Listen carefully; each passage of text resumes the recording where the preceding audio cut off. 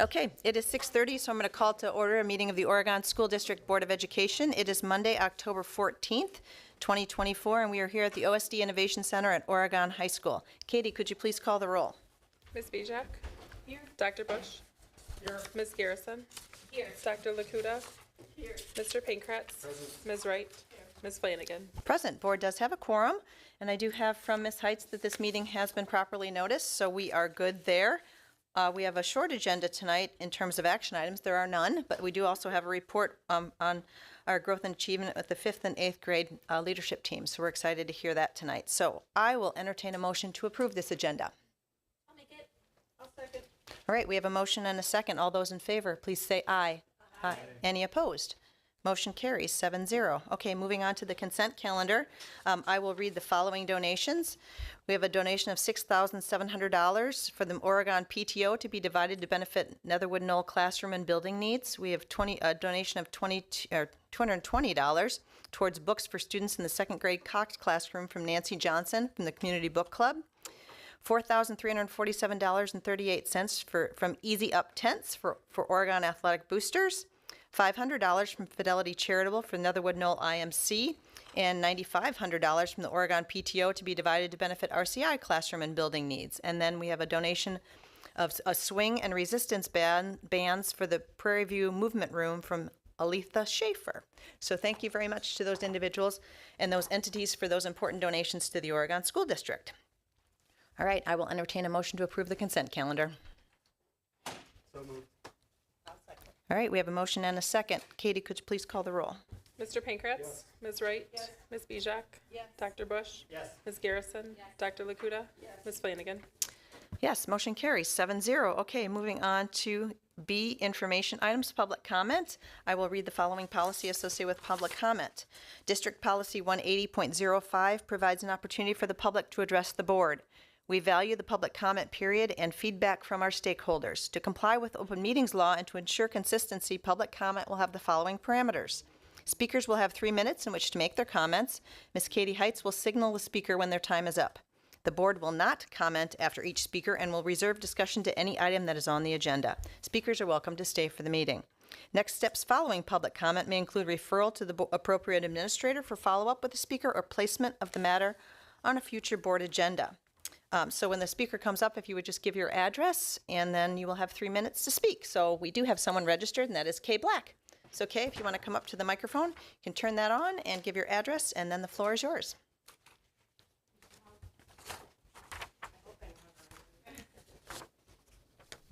Hello, Kay Black, 4711 Eisenhower Street in Oregon. I'm the parent of a 2022 OHS grad, Ian, who is a vocal performance major at UW-Whitewater, and my daughter, Ren, is a senior at OHS. She's enrolled in orchestra and studies cello privately. I'm also a founder and conductor of the Verona Area Community Orchestra. When my family decided to move from Burlington, Wisconsin to Dane County, we chose Oregon because of the reputation of its music educators and music curriculum. Ian has given me permission to share that as a student with an IEP who could struggle in school, and as a neurodivergent person diagnosed with autism and anxiety disorder, he found the choir classroom to be his home. Singing and singing with others have impacted his life forever, too many ways to mention in a 3-minute window. Mrs. Ratman, Mrs. Yancey saw in him a leader, a role model, and an engaged and curious learner. Music study acted as a catalyst to other learning and positively impacted his mental health. Research points to elevated serotonin levels while making music. When Ian was a student at OMS, there was no small group learning, so we asked him if he would like to study privately. We were able to budget weekly lessons with Dr. Adam Shelton, an adjunct professor at UW-Whitewater. With the addition of his private weekly lessons, he made noticeable and rapid gains in vocal technique. Auditions were met with roles, nominations, awards. More importantly, his confidence as a person grew. He secured his first professional paid role this summer with Kids from Wisconsin. Another one of his paid jobs as a vocalist is at a Lutheran church in Whitewater. I attended a service recently and sang a hymn composed by Lowell Mason. Lowell Mason is regarded by many as the father of public school music education. He was born in 1792 to parents who sang in church choir and his father who played the bass. In 1831, Lowell was asked to participate in a resolution presented to the Primary School Board of Boston to introduce public school music education. It failed. In 1833, agitation continued for the inclusion of vocal music in the public schools. Finally, to promote music education for the masses as opposed to the talented few, trained elite, or those who could afford private study, he, along with others, established the Boston Academy of Music to promote the art of singing, raise the standards of church music, and promote the introduction of music education in the public schools. The Academy enrolled over 3,000 students its second year. It offered vocal and instrumental instruction and developed both choral and instrumental ensembles, giving public concerts. There was a significant push from churches of all denominations to adopt one system for singing in order for people of diverse backgrounds to develop a system for singing well together. Now for some current news. Arts Midwest released its findings in March of 2024 and found Wisconsin ranked 49th nationally and dead last in fine arts spending among Midwest states. Minnesota ranked first. Music education is part of a well-rounded education. It strengthens our hearts, minds, and it turns out our economy. My hope is that by continuing to grow and make music education a priority in Oregon schools, we can strengthen what we have and continue to build upon it in years to come for all children, especially those with limited access to outside resources. Our family is eternally grateful for our OSD music educators and those that support them. Thank you. Thank you, Kay. All right, is there anyone else here for public comment? Is there anyone else here for public comment? Okay. Moving on to OEA report. We do have someone here from the OEA, but they will not be giving a report tonight. So moving on to our student report. But our student isn't here yet. Okay, so when our student comes, we will have that student report. Okay, moving on to C, action items. We don't have any, so we'll move on to D, discussion items, which is committee reports. Vision steering is first. That's Heather. Yes, we'll be meeting this Wednesday.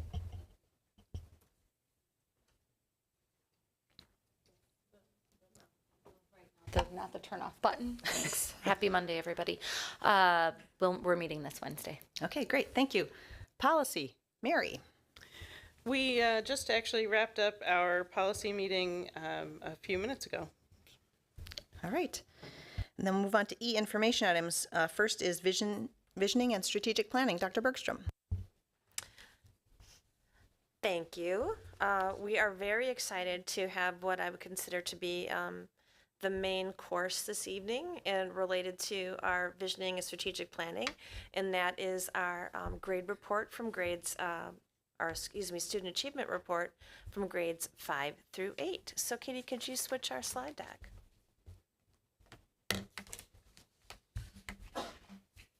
And then we'll have our principals from Forest Edge, RCI, and Oregon Middle School come up.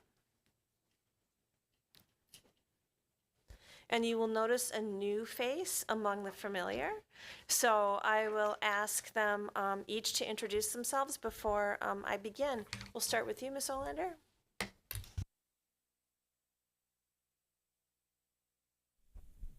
always had to ask you for help. I'm Cindy Olander, principal at RCI. Is it on?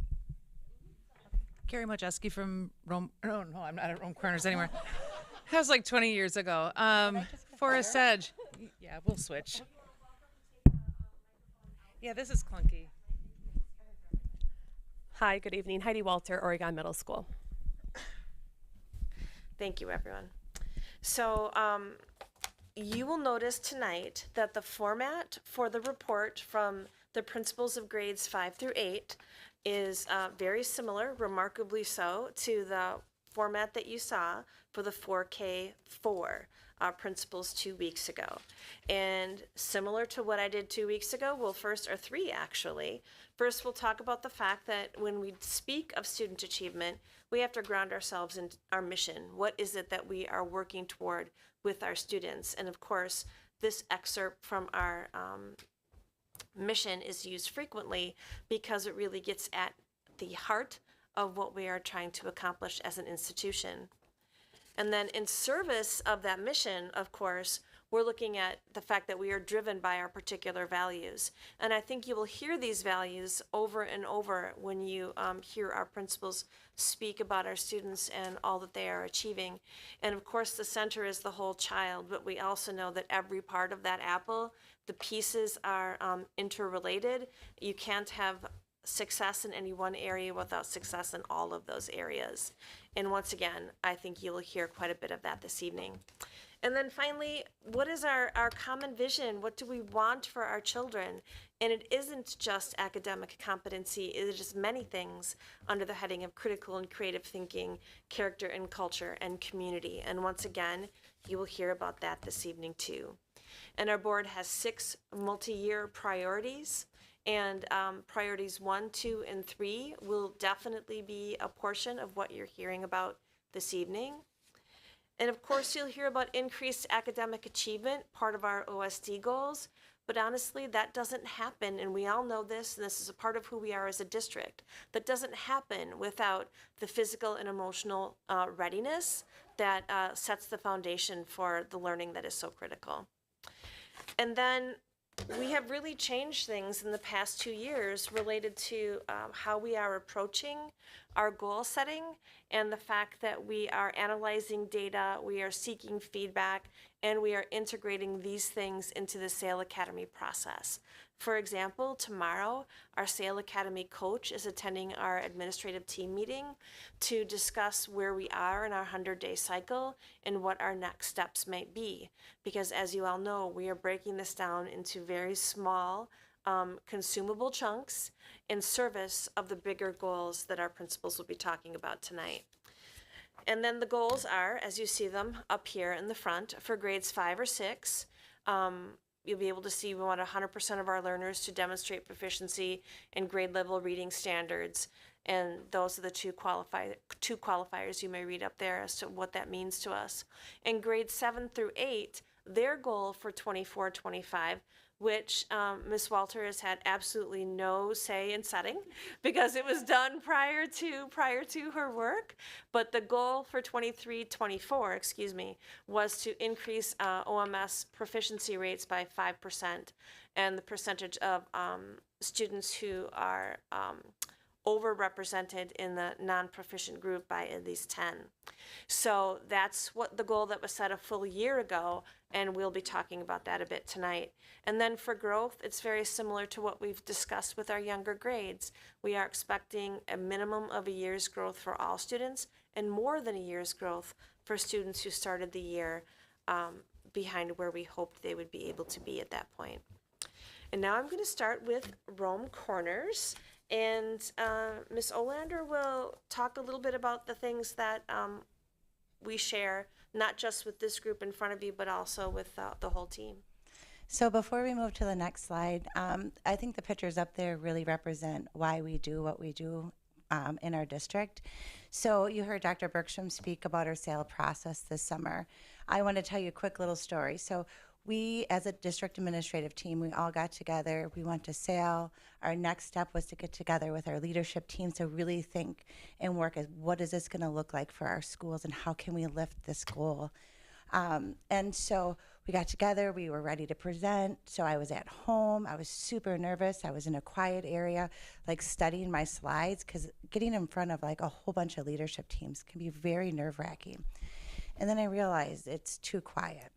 So then I heard downstairs my kids and her daughter, my daughter and her friends were like playing. So I moved myself downstairs just like any educator does, because quiet doesn't feel good. You know, you're like, if it's quiet, something's not right.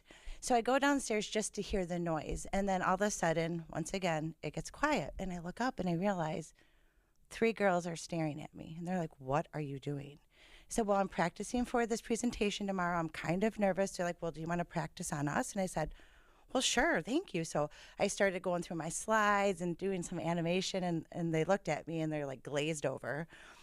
And then I said, what is it? And then my daughter looks at me. She's like, Mom, don't be upset, but the teachers probably can do it better than you can. And when you make a mistake, just ask them because they'll fix it for you and they'll help you get to where you need to go. And at first I was like semi-offended and upset with her. But then I realized I'm like, she's speaking to what all of our teachers do on a daily basis. It doesn't matter where you come from and what you present, they meet you where you're at and help. So even though I was slightly offended, I took it as like our educators are rocking it out of the park. So this is why we do what we do. On the next slide, I was going to speak a little bit about some shared strategies we've used. So you heard 3 weeks ago from our K-4 administrators, they talked a lot about our EL adoption curriculum. We were able to do that in 5th grade as well. But not only it didn't stop there, but our 6-8 team worked together for the curriculum adoption process to look at what could support our literacy goals. And that's when they selected the EL tool for this year. We also were in our first year of our CPM, our new math curriculum, and it's really rooted in collaboration, problem solving, and like circular teaching, which also supports our literacy goal. Just like every other school, we engaged in the PLC process in order to be responsive to what our students were learning and needing, and trying to be to give them exactly what they need as quickly as possible to be responsive to their needs. We engaged, just like all K-4 schools, in trauma training, collaborative problem solving, and also restorative practice. And then we really used, even though our SEL goals might be different K-8, we used our panorama data to guide our decisions. So those are some shared steps that I know you heard 3 weeks ago from K-4, but as a district, we were really aligned in what we were doing. So I wanted to talk a little bit about some strategies, RCI specifically. And this is a point of being really proud of my school. I know we're all proud of our school and our staff and our students, but really using the PLC Plus process as a tool and an avenue to meet all of our students is something that we have focused on with all of our teachers and our coaches and working together.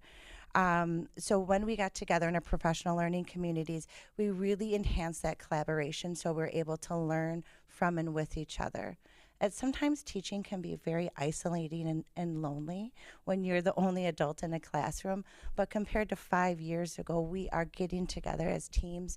We're becoming more vulnerable. We're sharing our practices. We're saying we're stuck. We need something more.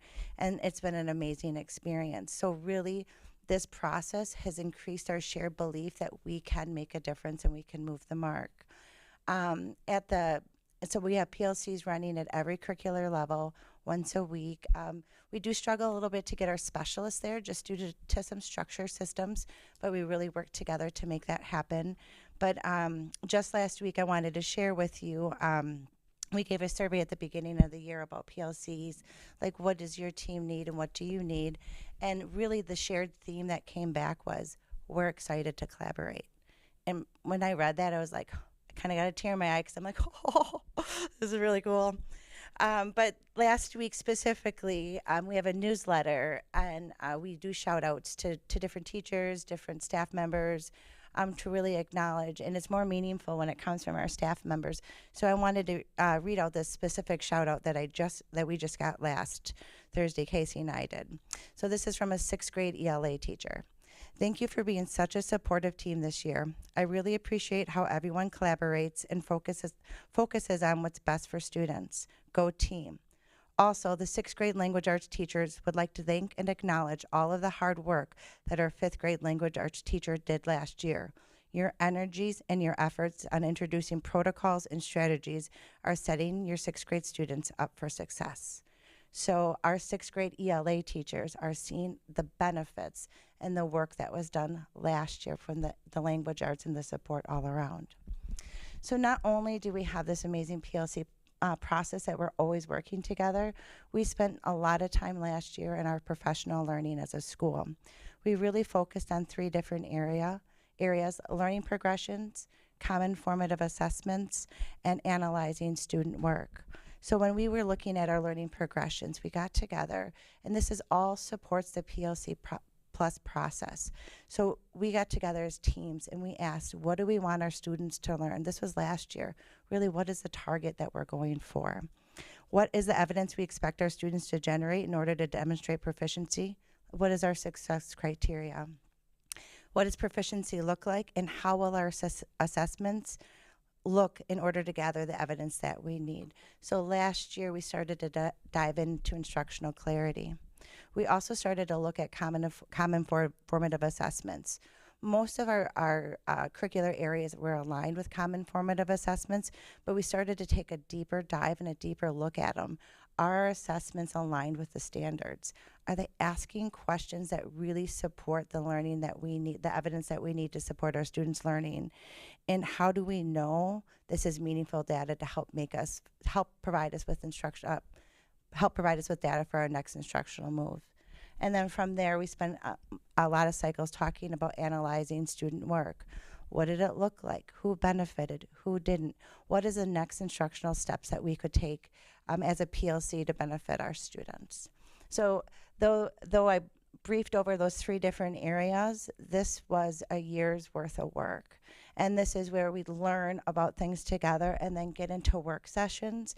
And when you see like a PE teacher and a language arts teacher analyzing work together, talking about what it means and talking about what they could do to support each other, it's a pretty powerful and meaningful experience.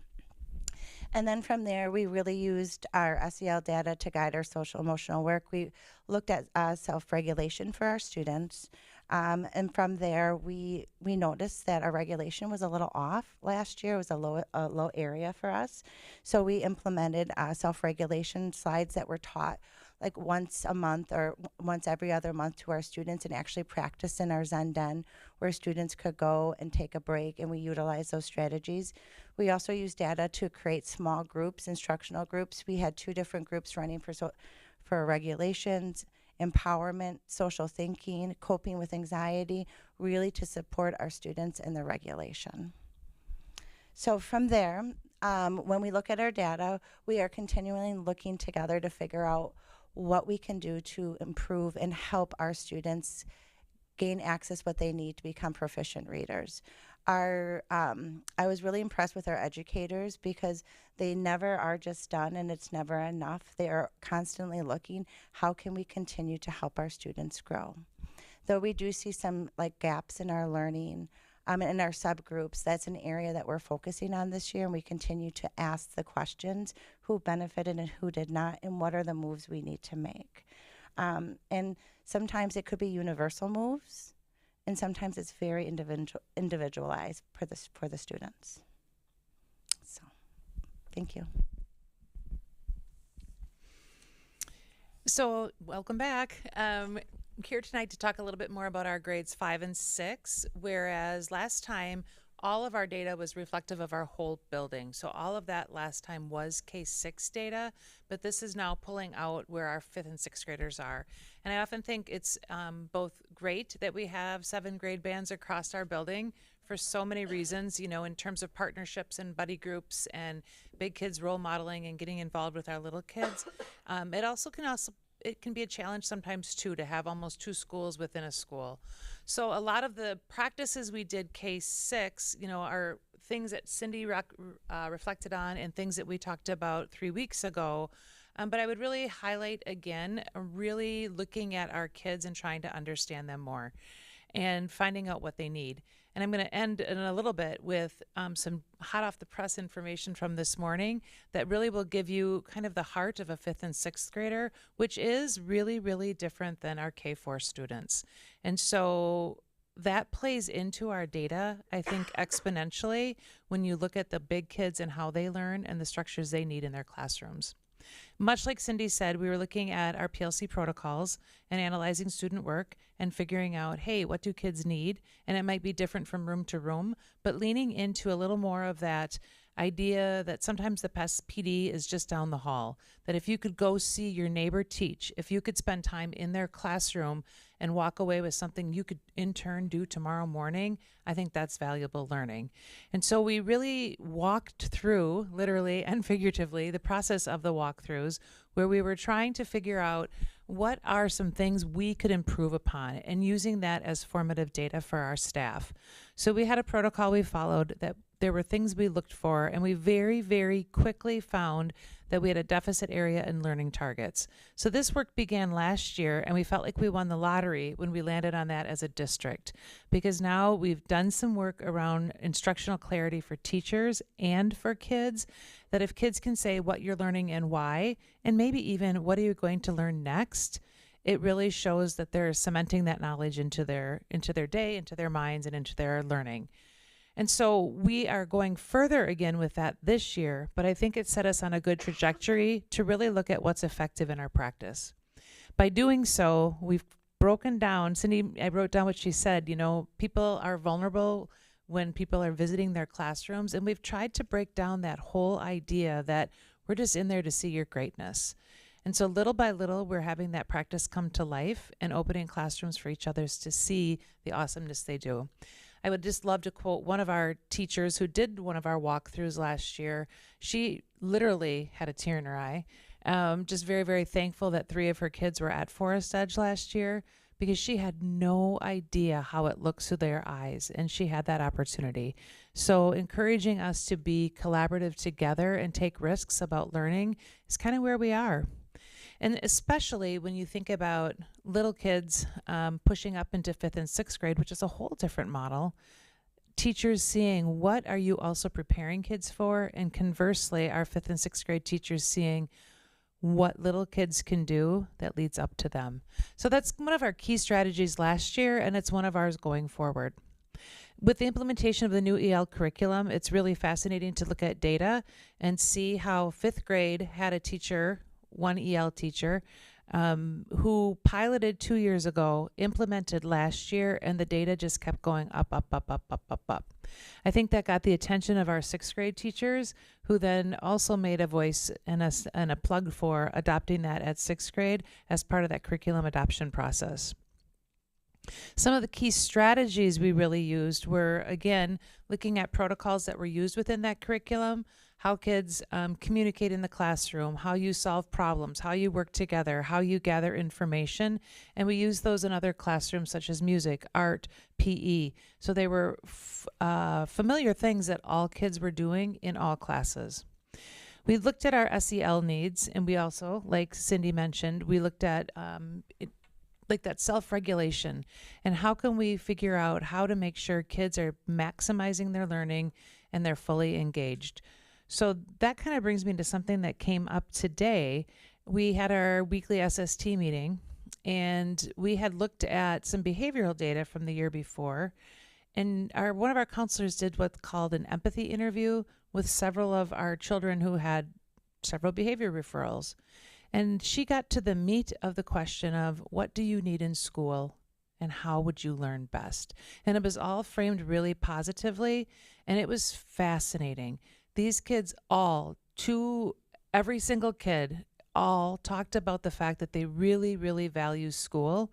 They really, really respect their teachers, and they really, really want to be there. That was not what she expected to hear. They talked a lot about math class, and this was so different than my experience as a child. I remember thinking, what am I going to ever use this for? But that was opposite with these kids. They were saying, it's all about math. We need to know math. We need to know math and science for our future. What really bothered me, though, is when they said, we don't know why we read and write. Why is that important? And I was floored by that, because they're all pretty high achieving academically. But to underscore the point that we need to make sure our classrooms are engaging for reading and writing, and what do you need to make that happen? And they had really, really good ideas, and I was proud that these 11 and 12-year-olds, because they were primarily 6th graders, all could talk about the value of a person, the value of an experience, and how that assists their learning. And so I want to really think about that more as we go into the data portion, because I do believe pretty strongly that there's a developmental curve. And when we look at our data, it is pretty consistent with our K4.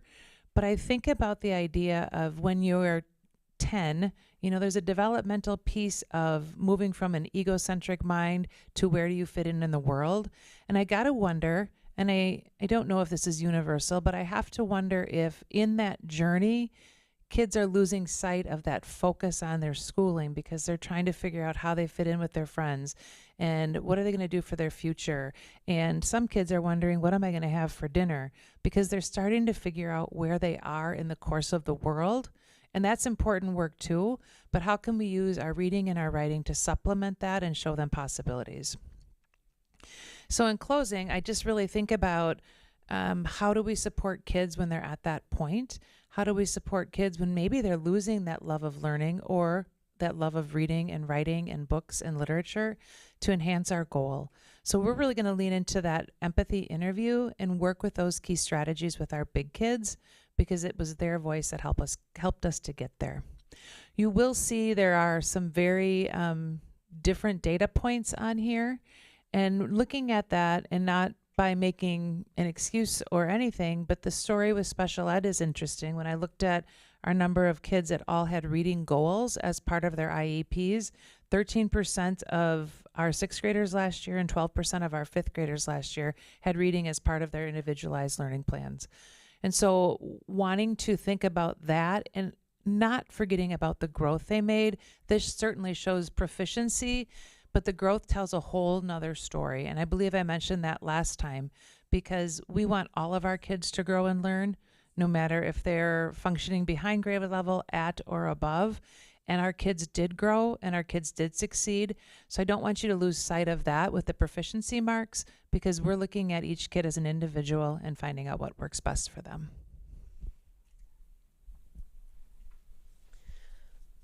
Okay, looking at pictures from last year, right, and our new staff photo from this year, the word that comes to mind for me is connections. When I interviewed staff this summer, and asked them to look at the values in Oregon School District, what rings true for you at the middle school, almost all of them said a whole child approach and caring teammates, professional educators that are caring about students, holistic educational experience. And these pictures here to me show the connections that are important between teachers and students, between staff, but really between students with each other. That's the part, right, that's meaningful and important for them, is learning with and among their peers. And that kind of rings true for the stories I've heard of last year, and hope to tell a little bit more about and what we're carrying forward for this year in our goals. So we also are focusing on building literacy skills, but we were not implementing EL in any grade level last year. So we continued to focus on building AVID instructional strategies that help students access rigorous grade level curriculum. And that built off of the 22-23 year where they did marking the text. So now we're shifting into how are we supporting students with focused note taking, which isn't just copying down from the board, but how do I listen to what I'm learning? How do I take note of that? And then how do I process my notes in a way to understand at a deeper level what it is I should take away from that and apply? So that's a focus this year across all of our classrooms, not just our literacy classrooms, and we'll continue to build on those AVID strategies school-wide while we also are implementing EL curriculum in English classes. We will hope to also start AVID elective for 8th graders next year. So that's work that our AVID site team is continuing to work on. We had some teachers go to professional development in Verona where they learned about the foundations of AVID, what does the AVID elective look like, and a few others learned about AVID in their content areas.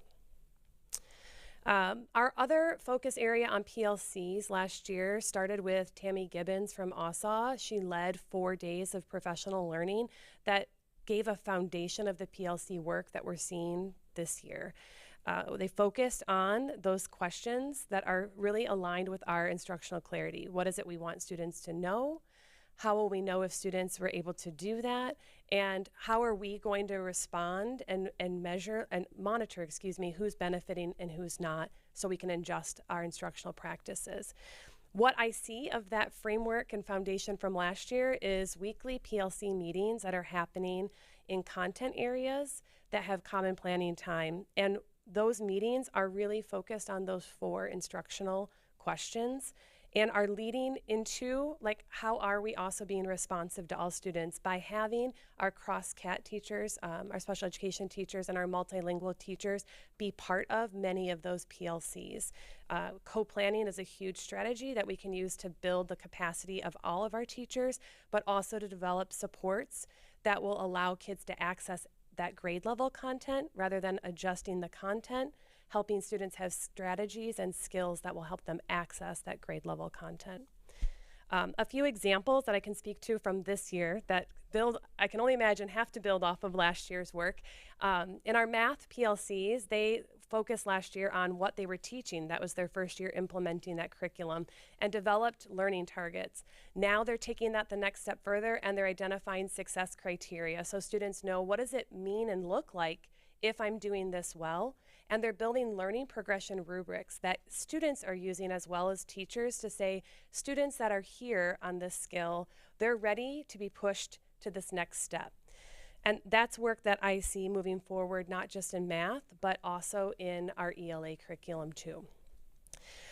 Our history PLC this year, they're focusing on developing learning targets and success criteria and making that visible for students. So one of their PLC meetings, they sat together and they wrote a model of what they were expecting students to do that they could share with students so they could see success in action. Then a week later, they came together and they commonly scored the work that students created so that they were able to give actionable feedback to students and make sure that they were consistent in those expectations.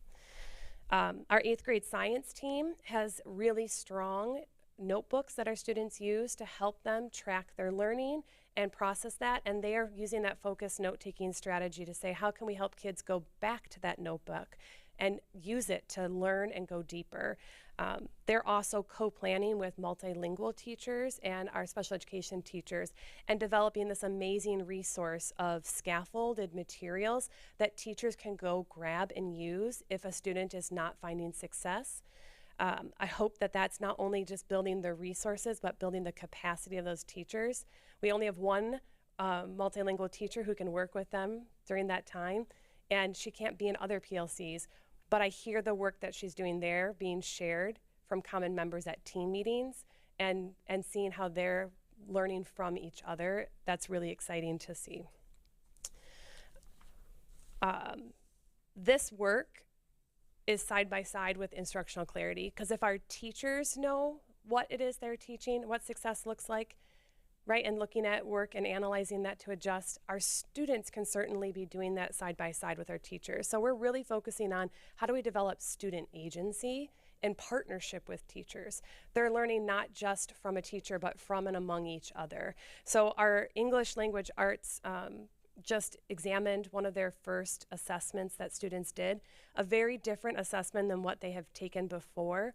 And they were pondering, like, how do we help kids understand this and move forward with this? So they developed this amazing reflection tool where students put down, these are the steps I did before learning, how I helped prepare for this assessment, what I saw from that, and then they helped guide students to what am I going to do next so that I can see a different result, an improved result on the next assessment. That they collaboratively created that and then did that with students and then bring that data back to a PLC to talk about that so that they learned from what kids were even seeing in their own work. I think that powerful work is how we're going to continue to see students developing skills and strategies that they will have the agency to use in high school and beyond. While academic support is important, we also know that whole child approach, right, is a key, especially in middle school.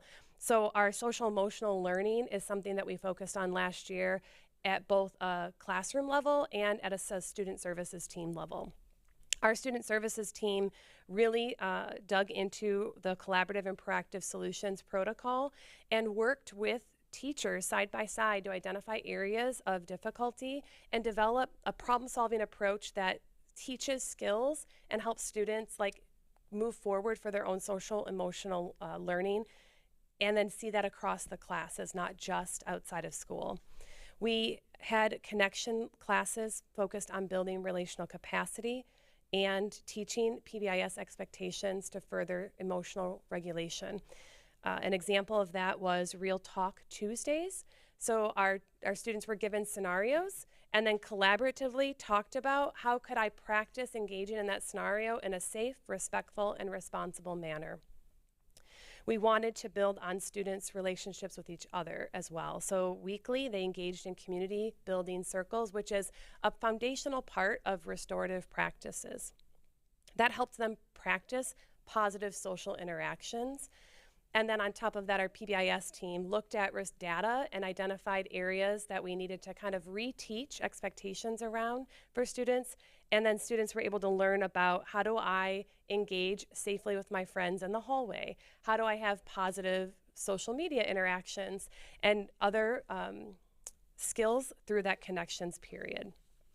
This year, we're building on that and really trying to focus on how do we strengthen student-to-student relationships. We know they have strong relationships with their teachers. We see that in our surveys that we have collected and from what teachers have said and what students have told me. But student-to-student is a little trickier to do if they're not spending enough time collaboratively together. So our connections this year is focused on actions that further that student-to-student relationship. They are doing daily news where they're learning about what's happening in the school community, a morning message, and then we're shifting into a greeting where they're just acknowledging each other in that space, right? Getting to know each other's names at that first level. Then they engage in a share activity, which is practicing that art of conversation. And then finally, they're doing some engaging or cooperative activity that will both further their social emotional skills, but also academic. So every few weeks, they're looking at their progress and grades. They're doing a grade tracker. Where am I seeing success? And where do I need to take some action to help myself grow? That's part of social emotional standards, right? Is setting goals and having action plans and how to achieve those goals. That work is what we're excited to do to further like our theory of action for this year, which is if we have authentic and meaningful relationships with and among each other while we're engaging in rigorous academic curriculum, then we will have those skills to achieve whatever outcome we want and be college and career ready. So I'm excited to see how the work from last year helps us further those goals for this year. The data, though, right, tells us that it's still really important to focus on literacy.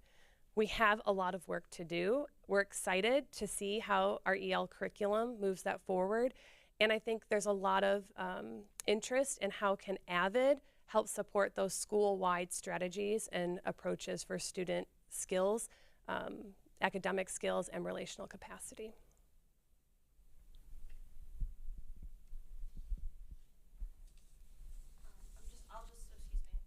I'll just briefly remind everybody that our goals as a district moving forward is we'll be increasing the percentage of students demonstrating proficiency at the state level standards in reading by 5% each year for the next 3 years. And then for our underserved demographic groups, we want to increase the percentage of students demonstrating proficiency by 7%. So you just heard about last year. These are our goals moving forward, and we're utilizing many similar strategies, except we are leaning into the analyzing student work protocol to ensure that we're meeting the needs of individuals, particularly in underserved groups.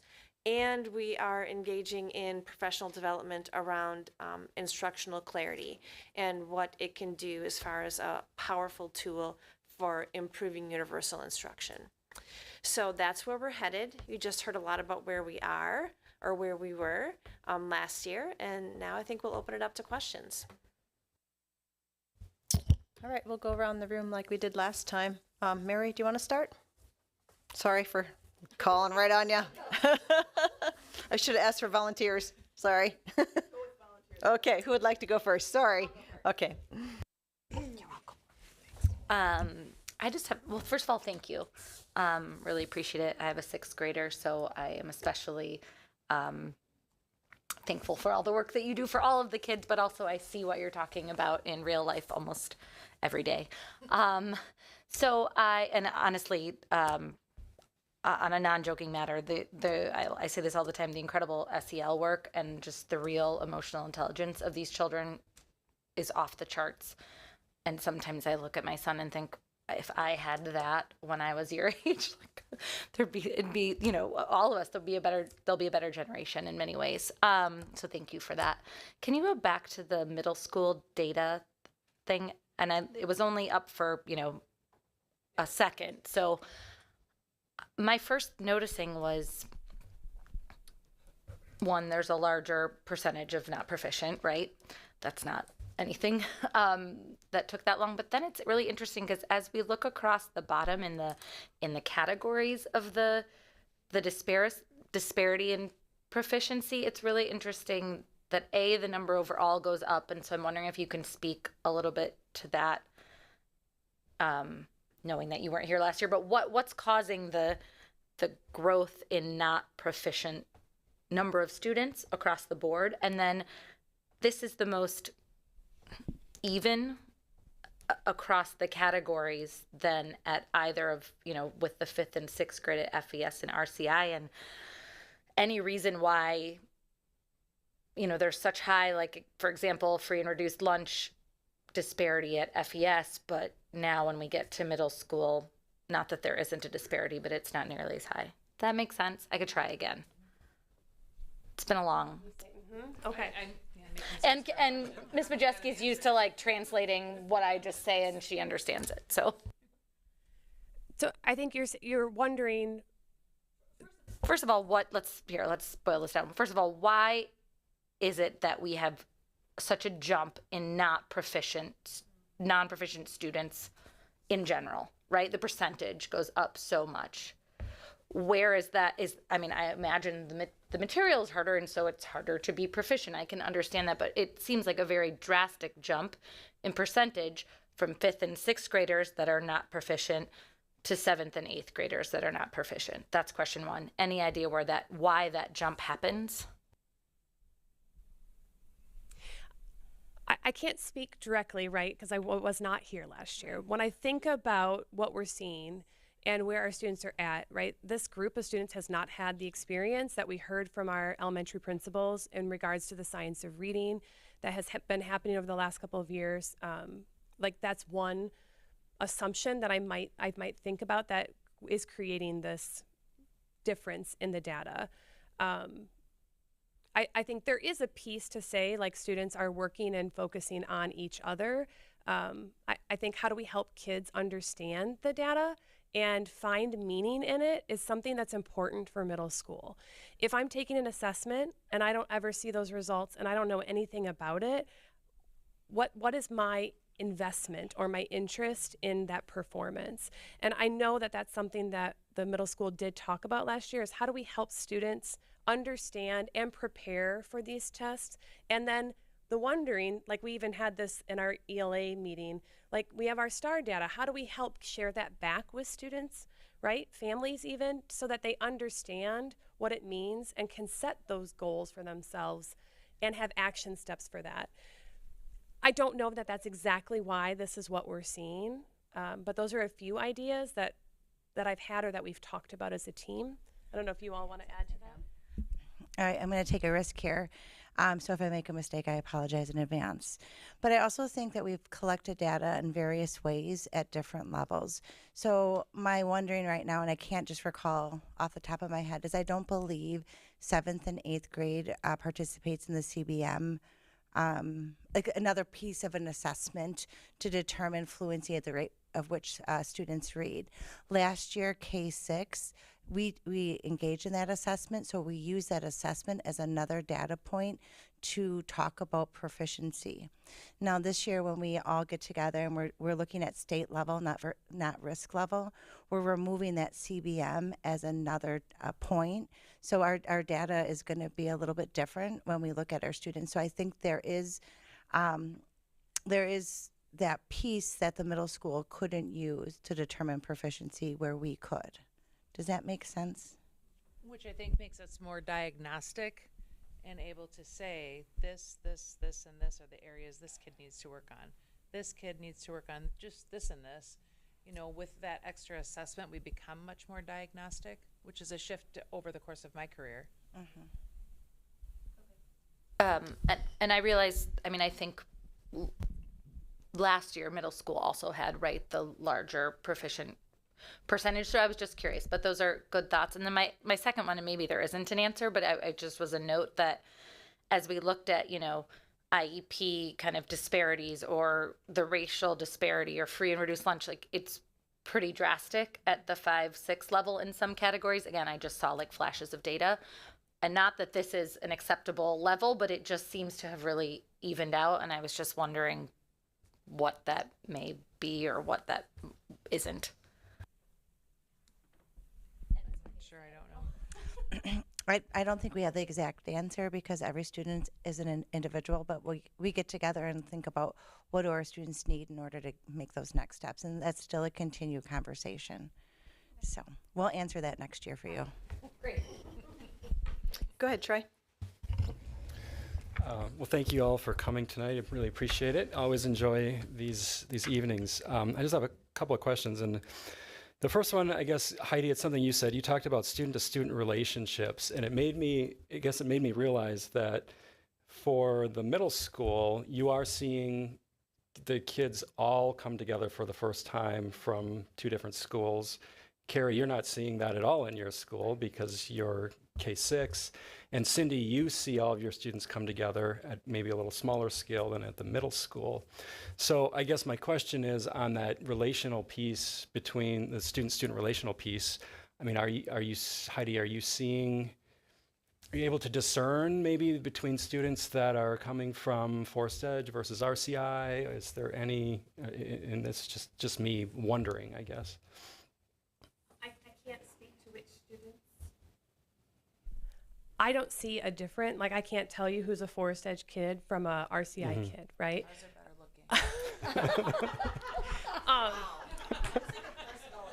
looking.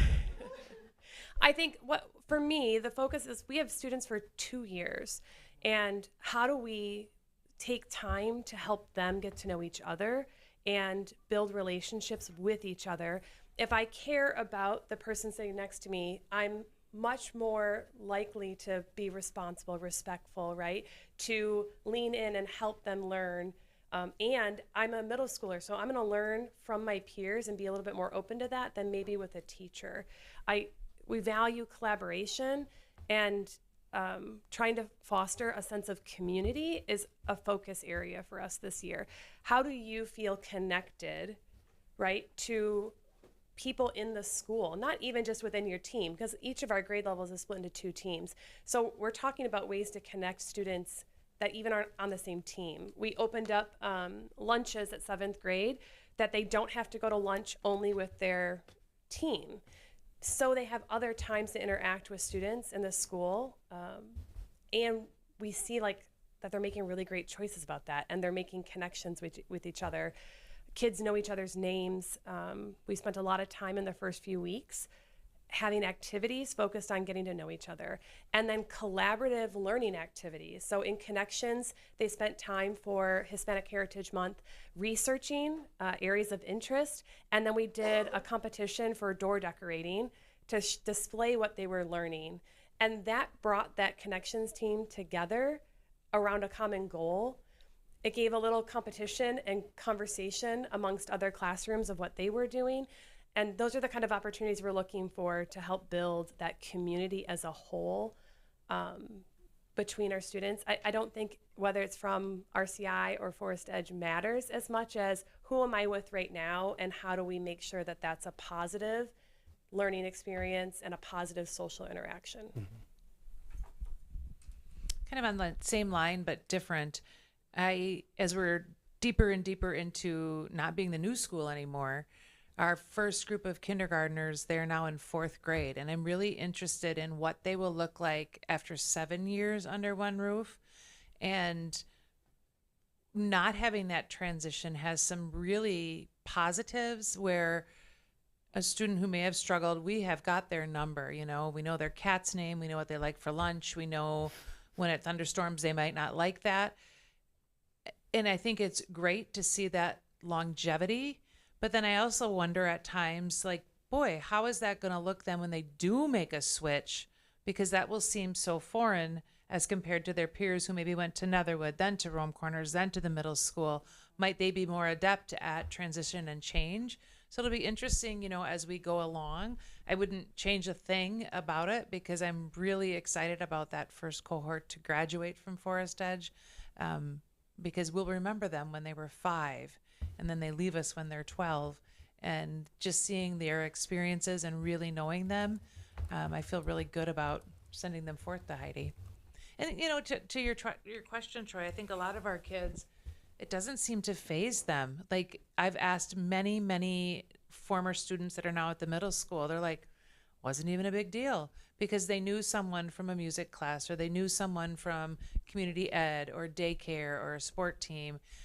Many of our kids already have connections across buildings, which makes it all that much easier when they do get there. And then they're excited to see each other.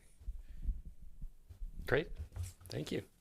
And then my second question is really, I guess, just a recognition that we have a new EL curriculum, 6-8, and you know, obviously a significant focus on literacy in this district. I'm just curious about the curriculum adoption process, and Heidi, you talked about the assessment, the reflection tool that some of the staff had put together. And so I'm just wondering, is there any feedback, you know, 6 weeks into the school year on how the curriculum adoption is going? Any hiccups, any positive things to note? Well, I think like any new curriculum, it's a heavy lift, and our teachers are engaging in that heavy work right now and really taking the time to figure out where they're going, why they're going, and working with their students to bring them along, and to be reflective and work together. But I also hear when my 6th grade EL team, my language arts team, gives a shout out to the 5th grade team, saying the strategies, the time, the effort you put in with our students, you can see it. So I feel like last year, our 5th grade teachers at our building couldn't necessarily get that feedback from others because it was year 1. But this year, our 6th grade teachers are giving the feedback to 5th grade, and they're like, oh, I see the connection now. And oh, the 4th graders know how to do this. So someone hasn't said directly this, and this, but just the talking and the supportiveness and the reflection and that teachers are seeing with our students is, I think, pretty amazing. Thank you. Yeah, so the continuity is starting to build momentum. Great, thank you. That's all. All right, who's ready? Go ahead, Leslie. So thank you all and your staff for being great leaders in each of your buildings. It continues to amaze me all the time how personal you get with each and every kid. Even Heidi, who is like brand new, I've seen her several times in the hallways at OMS talking to kids and getting that individual attention. So thank you, all of you. For OMS with the connections piece, I was really excited to hear that. As you probably know, I have a 12-year-old there that does not do so great with social things, but I love that you're doing that because I feel like, especially in this day and age with social media and being on our phones and being involved in computers and everything else, we lose that social connection piece. And the fact that you're being very thoughtful and making processes so that they don't lose that piece is amazing. So thank you. Carrie, you said looking at each kid as an individual and what works best for them, that really spoke to me. And so that in essence, I guess, is your guys' and the teachers' jobs, right? So as a board, I'm wondering what it is, because it's our job to make sure that we're taking care of you. What do you need from the board to be more successful with our student growth?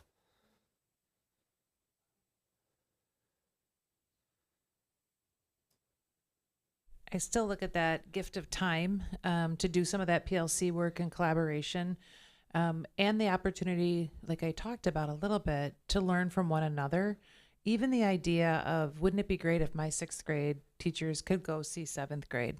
Or wouldn't it be great if 7th grade could come see what really goes on at an elementary site, and learning from each other? I can't underscore enough. If I go to a classroom and I get excited and go, I want to do that. That's the best PD you can have.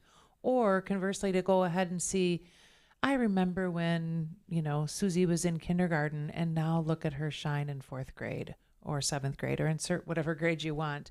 But that idea that we're still working at our sites, but that the picture is much bigger than that, and to learn from across buildings would be just a real treat. And just to piggyback off of that, we teach 2 sections of 7th grade math at RCI, and our advanced learning teachers able to join weekly PLCs with the middle school, just due to a coincidental schedule that we have. But that work is really meaningful and powerful because she's able to collaborate, work, reflect, see where they're growing, and then also bring it back to our other teachers. So I do think the cross collaboration is something I've wanted to lean in more with the middle school, but just structurally it can be a little difficult. Yeah, I think a deep appreciation for building subs, because what you're hearing is time, and allowing teachers the ability to go learn with somebody else means somebody has to cover the space that they're in. We're trying really hard to have more visits in our classrooms with and among each other, whether it's a quick, we call it Panther Pause, a quick 10-minute visit in the classroom where you just leave a comment of, I notice, I wonder, like those kind of pieces mean a lot to teachers and help us spread best practices and new ideas. So having the building sub to free up some opportunity for that, and having someone at the district actively working on recruiting subs. Our teachers need that time together, and if we're constantly pulling them to cover classes because we don't have a sub pool. So I just appreciate those pieces along with what others are saying. Okay, and then I had one more question, and I don't know if Heidi, you were involved with this or not, but I know that both Cindy and Carrie, you were involved. Tell me, on your opinion of SAIL, how it's changed you in your professional role, and do you feel like the time spent for SAIL is worth it, longevity-wise? Not even longevity, just in general. Can I go first? Okay. So I've been doing SAIL for a few years. The district I worked in before used that process. So when I met with my leadership team, I was like, can I use the same process? Because I don't know how to do this without that process, right? Of looking at data, making focus goals, and those iterative cycles of change. I couldn't imagine not doing that. So we borrowed and used that same process with our school leadership team as well. So for me, it helps keep really focused and alignment on what we're doing and measuring the progress of the actions that we're taking, not just having a to-do list, but saying, what is it we want to see as an outcome? How will we know if we're successful? And then just focusing each of our leadership meetings on that plan has been impactful for alignment, consistency, and growth. While she was talking, I was quickly doing the math. I think I'm in year 30 in the district, and year 18 in some form of administration at one of the buildings. That's why I thought I worked at Rome Corners earlier. Anyway, I think it's reinvented how I do business, and I think it's shifted from kind of a broad view of instructional leadership to a very laser sharp focus to what we need to do and why. And if our work is not responsive to that goal, it isn't the work we should be grounding ourselves in. And so I think it's made me more precise and actually more excited. I was kind of excited when we got our data completed, and I was kind of excited to know our state testing results are coming, because that's the only tangible way we can see that what we are doing is working. And so I guess the word I would use is it's energized and focused me into the really important stuff. I would agree with everything they said. As being a head principal, I started my first year, was the first year of COVID. So I felt really lost and confused. I think we all felt lost and confused. But I really feel as we work with our leadership team, just like we spoke about, like it is very clear our instructional moves, our next step, how we're reflecting. And I haven't walked away feeling that solid ever. Thank you. All right, who'd like to go next? Questions? Caleb? I have several, but I'll just ask a couple just to give other people time. So the first one I'll ask is just out of my curiosity. And Carrie, you mentioned the empathy interview. I was wondering if you could talk a little bit more about where that idea and that technique comes from, and then just give maybe a little bit more background on it. So a couple of years ago, I think it was maybe 3 years ago, we read street data as, I think, an administrative group first, and then our leadership did. And it really talked about the people first kind of idea, and the data that some may call soft data, not, hard academic data. But how do you get people to make shifts or make moves? Well, it's in getting to know them and what they need. So our counselor in this round, and we've done them in a variety of ways. I encouraged both times I had a new intern, let's look at a few kids. And I remember with my current intern, I gave a list of all types of kids, leaders, quiet kids, maybe some that are a little more challenging. And I said, I'd love you to ask a few questions of each of these kids to get a flavor for our school. Like you could ask questions, what do you love most about Forest Edge and why? Who's an adult you connect with? What is something you'd love to see different at school? It can be whatever, but this one she did in the last couple of weeks was very, very focused and targeted in an attempt to make some changes to our behavioral data and in focusing on what can we as adults do differently to serve you as a kid better?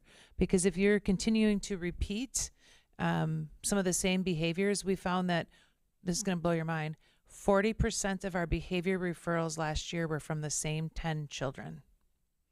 And so we really want to work with those kids to find out, hey, what makes you tick?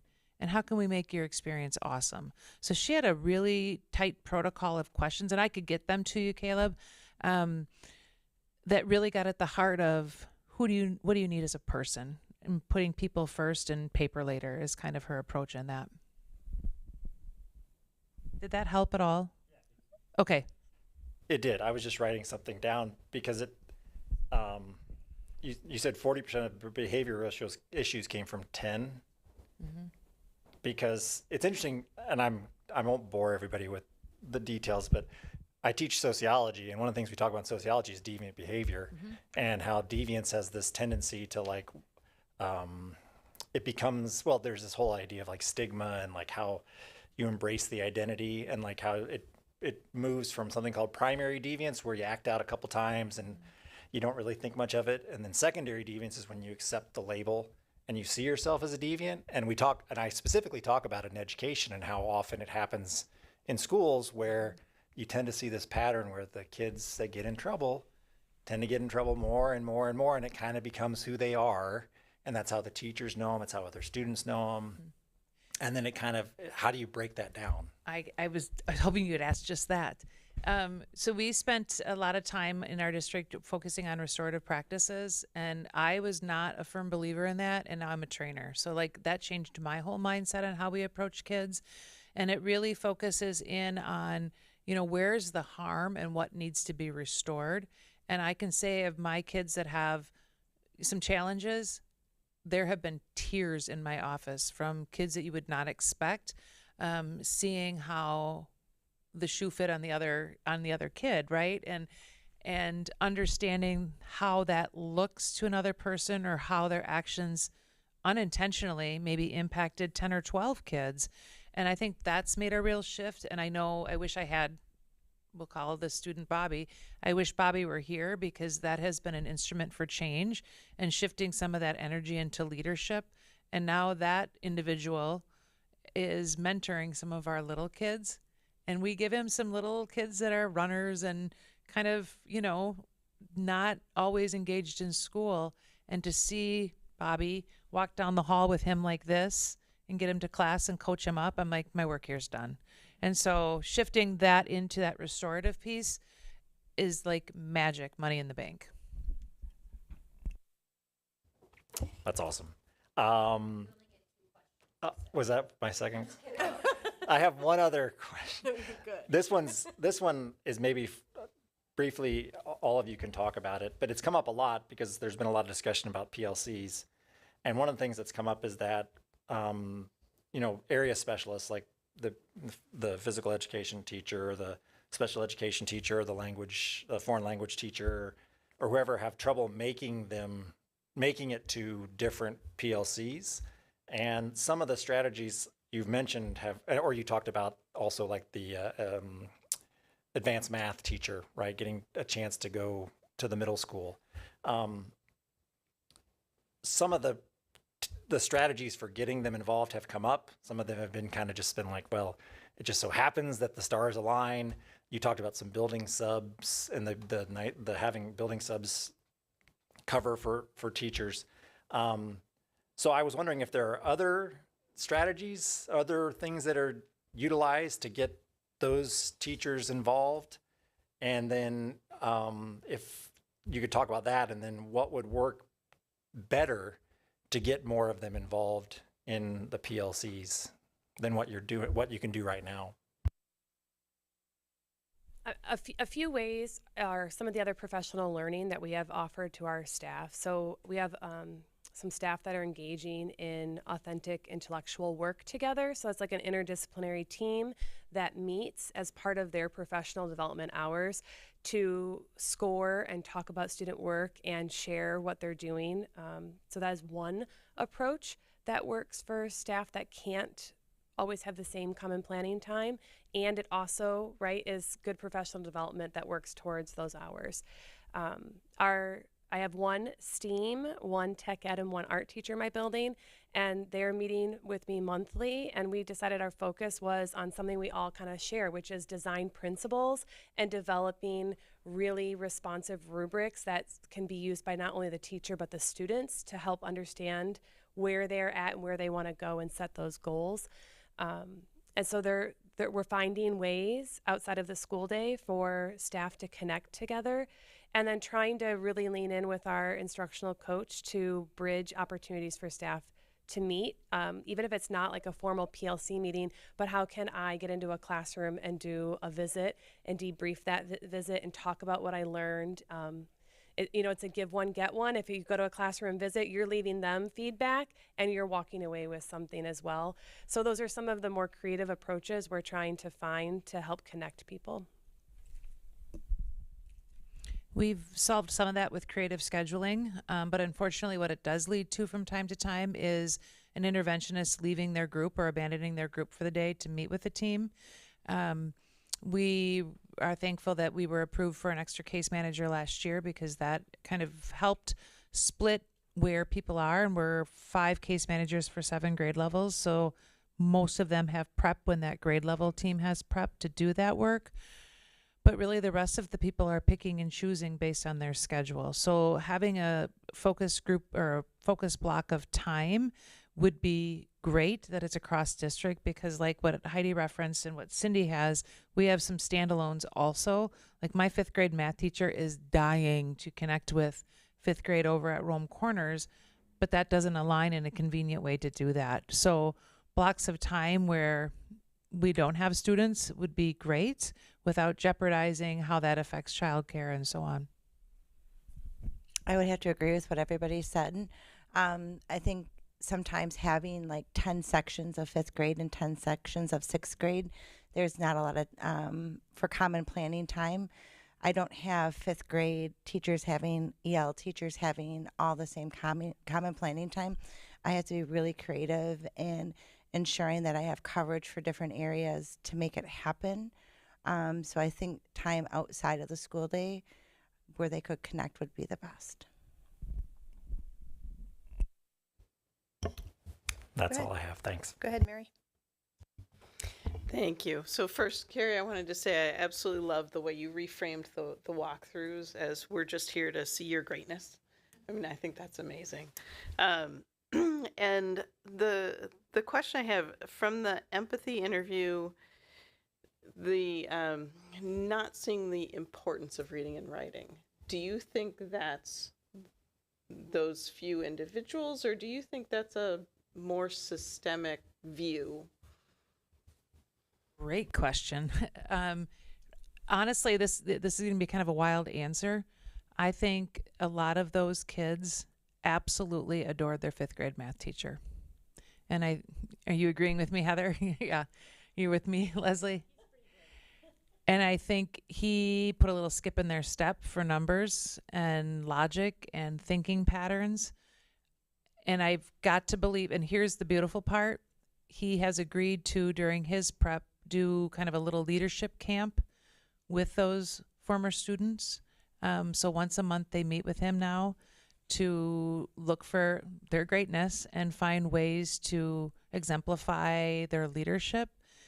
So he has taken that challenge as part of what he's hearing from this and turning that into a positive. And so that's really, really exciting. And that's the work that the data doesn't show. But I jokingly, it's his fault that they all love math, right? So I don't know. It's just such an interesting shift, because hearing that this morning, I don't know how you argue that you're not going to read and write in everything you do. But one of their direct quotes was, "When am I ever going to use this?" Like, wow, we've got some work to do. So I don't know if it's a broad stroke or if it's kids that just happened to be in Mr. Morovitz's math class last year. So stay tuned, because we hope to do some more empathy interviews with other kids that maybe are feeling a little disengaged or disconnected from others socially. And those individuals have taken EL, right? I mean, they've been initiated, at least in EL, the curriculum. They would have had last year 5th grade, but that's interesting too, because EL is so expansive in what you're learning that maybe they didn't even realize they were learning reading. You know, they do a big civil rights thing in 5th grade, and they were all engrossed in that, and social justice and campaigning for the underdog, that the reading and writing was part of that, but it was more of an experience than a standard lesson. And so I think that shifted how they see themselves as readers and writers. They see themselves as larger than life. That's fascinating. Would you agree? I was just thinking about our 5th grade section. It was on the rainforest unit. They all got fired up and they wanted to start writing, like they wanted to advocate to stop destruction. Like they came down, they were like, "Miss Olander, do you even know what's going on?" And I'm like, whoa. So I went down, but they were super fiery and passionate about it. I haven't seen that, I saw that and I was excited. So it made me snicker, because I don't think they realized they were engaging in literacy at that moment. Interesting. And so, Heidi, AVID has now been implemented in 7th, but not yet 8th grade? Is that, or no, backwards? That's on? Nope. I think it's on. No, AVID is at the high school right now, and so we would actually be starting with an AVID elective in 8th grade, so that the students would then move forward into the high school, and then eventually back map that to 7th grade. 7th grade. Okay. All right, great. Thank you very much. So for me, kind of what some other people have had, these are so interesting because it's aha moments, right, that we get to hear as the board, in terms of we hear these things, then we see it in practice, and you give us stories, and kind of what some other people have said, Carrie, for me too, it was the reframing of the walkthrough. We've heard some people, like you've heard that's a little intimidating, but you reframing it that way, in terms of OMS, the student-to-student work, I think is just brilliant, right? In terms of creating a community, we need that more among adults in this world, right? Building student community. And then Cindy, for you, that, your example of, teachers and administrators are students too. Like everybody's learning about something, right? And so that's really fascinating. I guess my question about, as we've moved as a district, you've gone through the SAIL Academy, you've really moved to data-driven. What are the practices? What are the most effective practices and things that you're really leaning into? What have you learned to step away from? What have you done as practices? You're saying, you know what, that is not a most effective practice. And, you know, in terms of communicating that to us as a board or to your staff saying, you know, we know we're asking you to do these things, but here are things that we're maybe asking you to step away from that maybe are comfortable for you, but are not a most effective practice. Would you like me to start and then you're thinking a little bit? Because I know stepping away from something is not a great skill set for educators. But I think what we have noticed, if you look at our catalog of professional development, that it has been streamlined. And that doesn't mean that there aren't opportunities out there to meet the wide variety of needs that our educators have. But we have definitely tightened what we're offering for professional development because of our focus. So I think that people are less likely to attend something simply because they find it intriguing. Instead, it really has to be something that's connected with where we're going and how it's going to help us get better. I can't speak historically here, but I think a piece that we're consciously thinking about as a leadership team is how do we maximize every opportunity we have in front of staff to be a learning opportunity, whether we're modeling a strategy as we're explaining like something that's logistical, right? But modeling what that looks like. So we've had a couple staff meetings where we modeled that connections structure of a greeting, a share, right, and an activity. So we're trying to really be conscious about maximizing every time that we have in front of staff, and then utilizing other communication tools for the things that don't necessarily need to be done face-to-face. I think the thing we're also trying to figure out, though, is how do we still find time to connect with each other? So we're building in little moments of that, too, because that's the piece we can't back away from. If we don't have relationships with each other and know the colleagues down the hall, that doesn't help build a culture of learning with and from each other. So that's the balance, I think, that I'm trying to work out is how do we still have time to build relationships among staff while we're learning together. And I also think it helps us in our decision-making framework as we go through and talk with our leadership team. Mr. Knight, our new associate principal, he made it really clear at our PD day, it's 2 and 2, 2 goals, 2 strategies. So everything we do, we look at through the lens of those 2 goals and the 2 strategies. And does it align? Does it support our work? Is it what we need to do to grow as a school together? So I think it has helped us focus in that avenue to remove some things off of our plates, but not all things. That's it. I guess my second question is, you've got some lofty goals in the next year. You know, how are you feeling about that? And what are the biggest strategies to help, or what can the board help you do it to Leslie's question, or what are the things that you feel like are really going to get you there? So, you know, when we sit here next year, you really feel like, okay, we made some definite strides. One thing that's come up is how intentional we were when rolling out K4 or K5 EL. And I feel as if, maybe this is just my opinion, our 6th grade teachers, 7th and 8th too, also need some of that time to dig in and focus. They have done a beautiful job of picking up where 5th grade left off in my case, for example.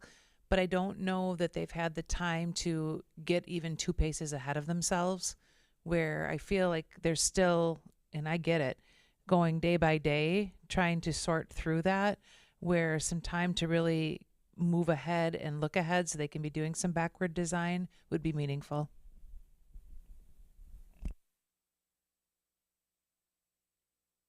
I think everything we talked about, right, is our largest investment is our teachers, and just supporting our teachers feeling connected, feeling supported, and feeling like what we're doing together is making a difference for kids. That's when you ask people, like, why do I stay here in Oregon, right? It's about the relationships they have with each other and the relationships with students, and that part's important, but also investing in their professional growth and development together.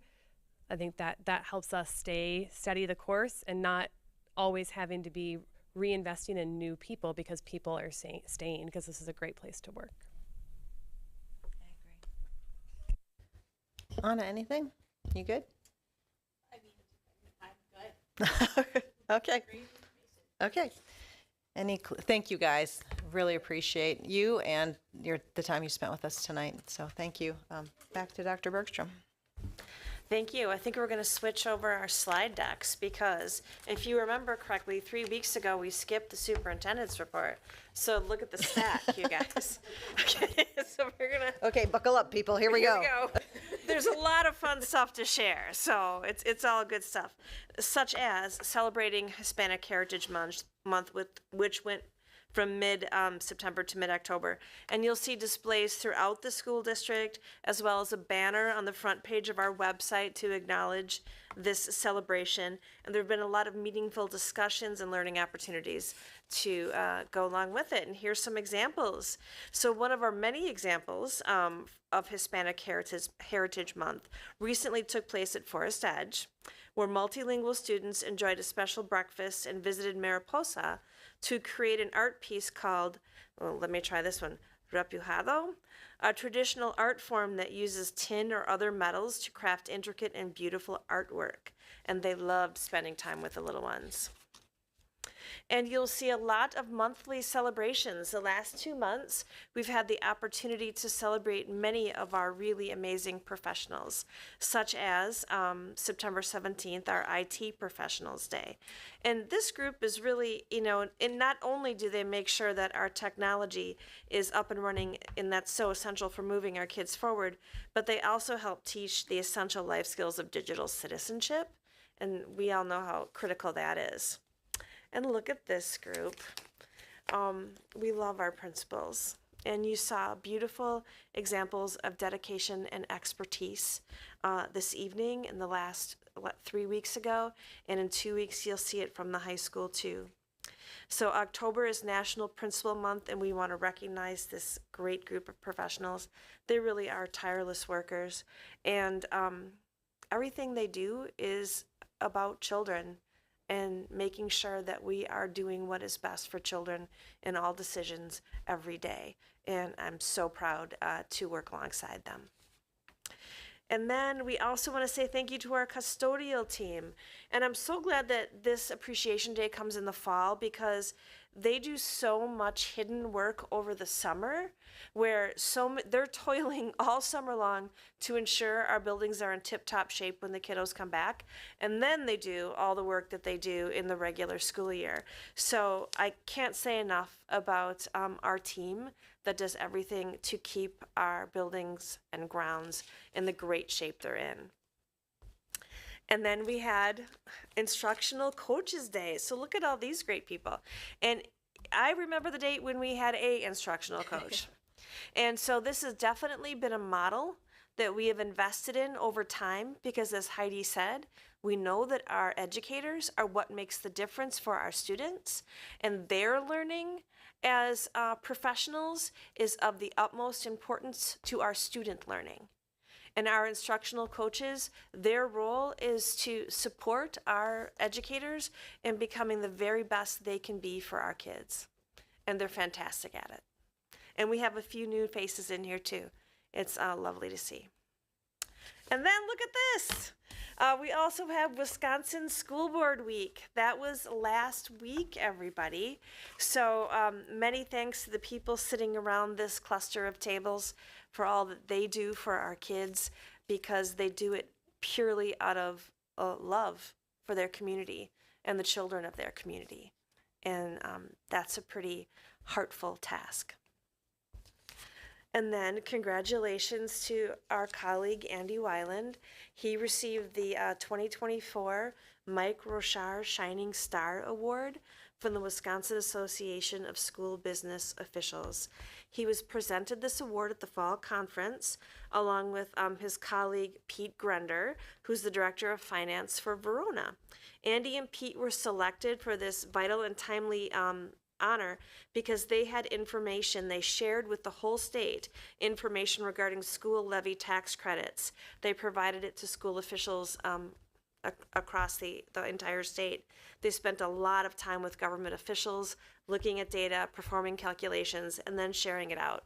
And this is information that helped districts across the entire state of Wisconsin understand what to do next.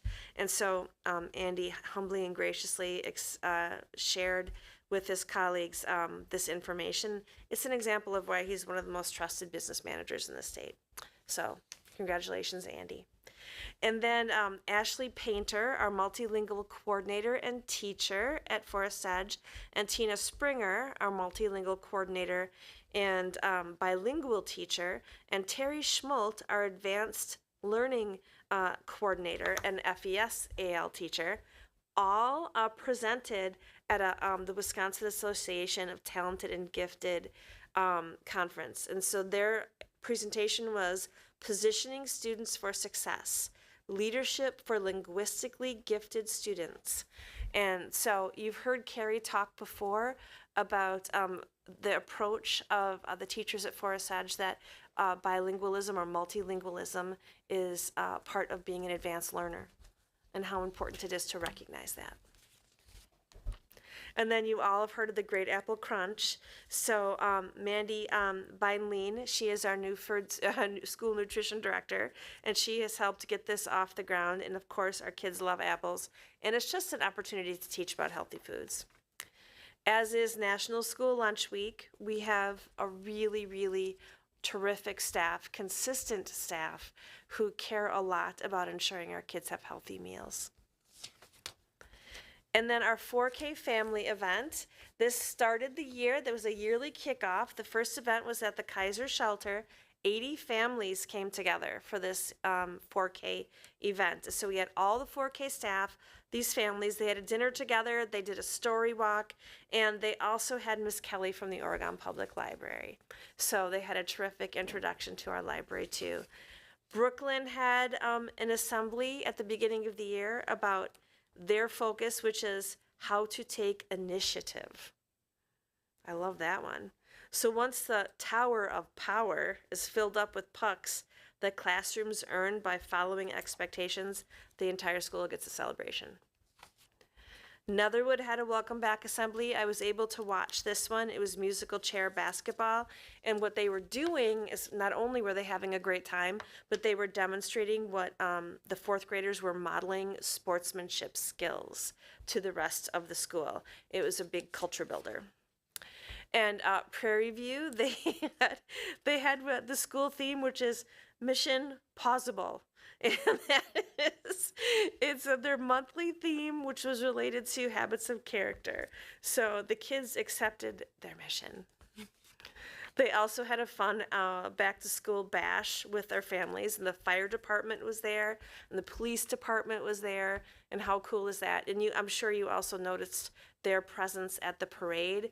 We really had a beautiful showing from our police and fire departments. And Brooklyn had this fun fall festival with their Brooklyn colors of green there. That's always kind of fun too. Games, crafts, family. I love it when we have families coming to school at night, parents making connections with one another, kids having another time to engage. And here's a great example of it at Forest Edge.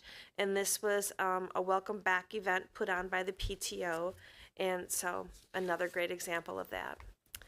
And now look at this young man. Steele Steger earned first place in the 2024 Badger State USA Cycling Junior MTB Championship.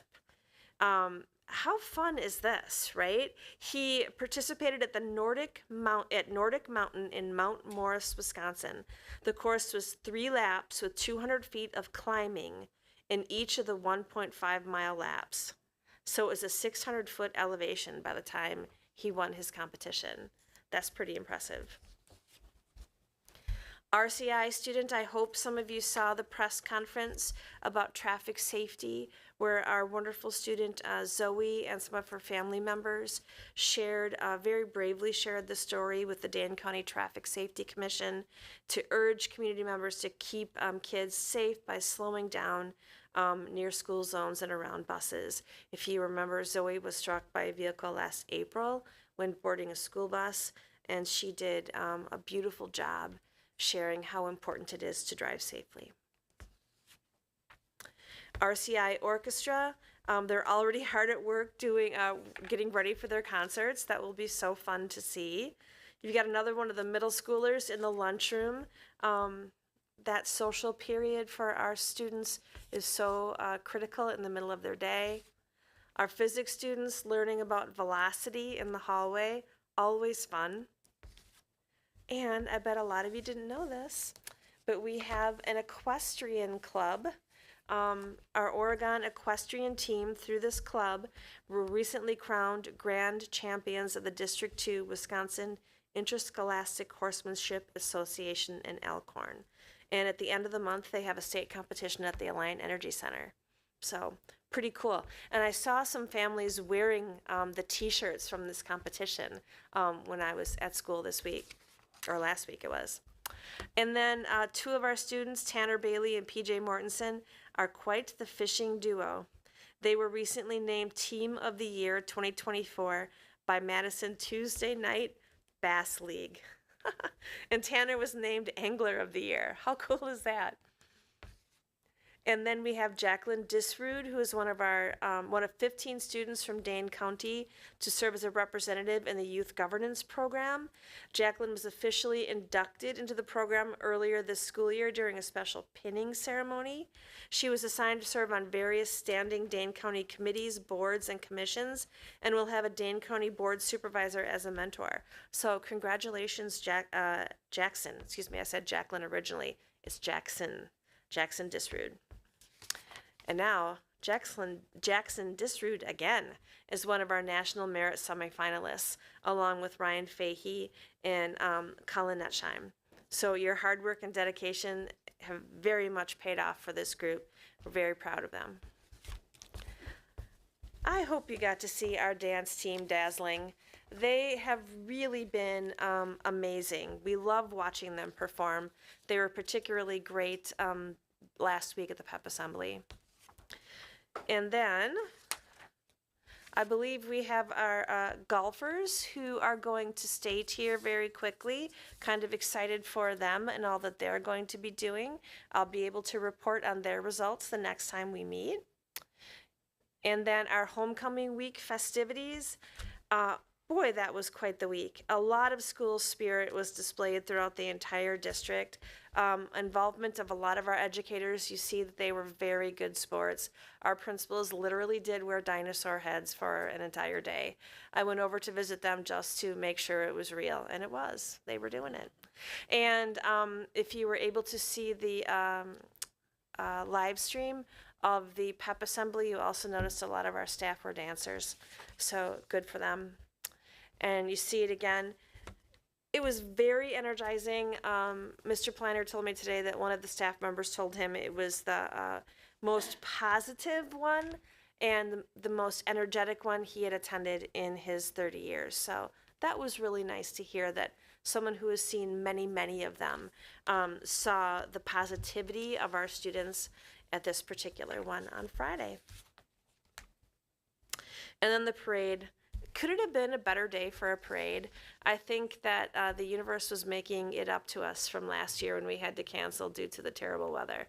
And so it was an absolutely beautiful day, and special thanks, very special thanks to Angie Dunn. She coordinated this year's event and did a terrific job. And then the game. Homecoming game, we had a 35-6 Panther victory. That was really something. And you can also see from the pictures on the screen, we had our Oregon Area Fire and EMS team there the entire game. They were very helpful, as well as members of our Village of Oregon Police Department. We appreciate our partners helping us keep, thousands of people safe. I mean, eventually we're going to have some kind of talk about the football stadium and how we don't really have enough room for all the wonderful people who show up to support our teams. That's down the road. Okay, and then the game, golden hour. That was the theme, and it led to some pretty cute floats. But I can't tell you how much fun it was to go to the dance, see 1,100 kids in the cafeteria. That's how many kids were in the cafeteria. Now, you know, we only have a 1,300 student school. So that tells you something about the level of participation in this homecoming dance. And the thing that really cracked me up is that there was barely any difference between this dance and my homecoming dance in 1985. Because it was YMCA and Sweet Caroline and Queen. It was so much fun to watch kids dance to and really classic music and show so much joy in doing it. Yeah, it is really. And then, of course, our podcast. Tomorrow we're doing a really good one on our students' role in the county adopting a program for vape disposal. That's really cool. And then potentially even one with later this week with the Lieutenant Governor. So there we go. All right, lots going on. Good stuff. Okay, moving on to F, closing future agenda. We will be back here in 2 weeks. So we'll have plenty to talk about then, and we'll move to checkout. I'm not going to go around the room. I'll ask for volunteers if anyone has anything for checkout. Oh, okay. Mary, go ahead. You can start this time. I'm just curious. So if you join the equestrian club, do you have to have your own horse? We do not provide them. So yes, you would. Just checking. That's awesome. What a wonderful Animal policy last year. what a wonderful opportunity.